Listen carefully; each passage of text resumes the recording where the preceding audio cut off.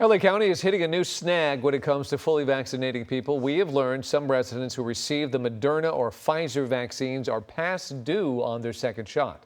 Doctors are urging them to come back. They warn getting only one dose does not offer as much protection as having both required shots.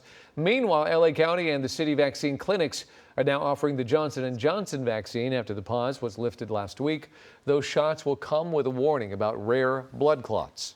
Time is now of the essence. If your concern is just about Johnson & Johnson, then please come in and get a vaccine with Moderna, Pfizer. If your concern is about vaccine safety overall, participate in our town halls, talk to your provider. Nationwide, there's also concern over vaccine hesitancy and growing distrust of the Johnson & Johnson vaccine. Health specialist Denise Tedor talks to an expert who breaks down the benefits versus any risks.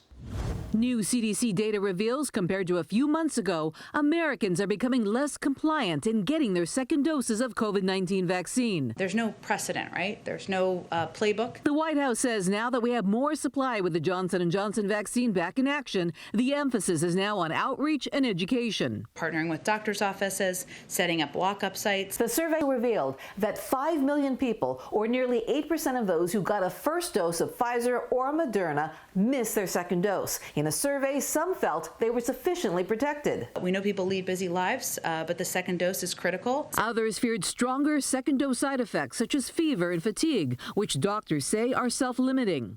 A new ABC News Washington Post survey reveals fewer than half of Americans see the Johnson & Johnson vaccine as safe. 22% of those not yet vaccinated say they would not be willing to take it. The way I look at risk assessment is every time we do anything in life, we make a judgment on risk. Dr. Kenneth Kim is a principal investigator of the Johnson & Johnson vaccine. He's been examining the data. The death potential or the risk of dying from a side effect from the vaccine is in the order of less than 1 to 2 per million doses. Dr. Kim says your risk of dying from COVID-19 is about 1,600 out of a million. So not getting vaccinated is a riskier move. If you get a vaccine, no matter what vaccine it is, whether it's Pfizer, Moderna, or Johnson & Johnson, your risk of dying drops dramatically. For women 18 to 59, Dr. Kim says the risk of vaccine-related blood clots is 7 out of a million. But he adds the risk of getting similar clots from taking birth control pills